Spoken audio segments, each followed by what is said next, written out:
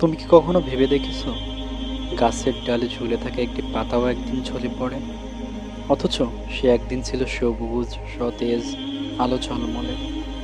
সময়ের সাথে সাথে রং হারিয়ে ফেলে, শুকিয়ে যায়, অবশেষে পড়ে যায় মাটিতে নিঃশব্দে।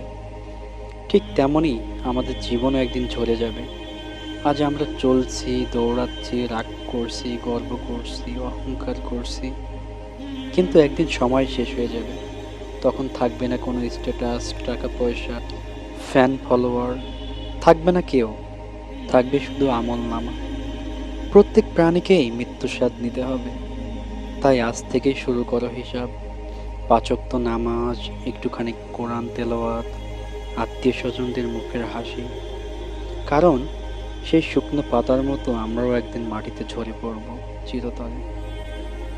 জীবন ক্ষণিকের, চিরস্থায়ী কিছু করে যাও, যাতে করে তোমার মৃত্যুর পরও মানুষ তোমাকে মনে রাখে। তাওবা করো, ফিরে এসো আল্লাহর পথে, তাহলেই তুমি থাকবে চিরশান্তিতে।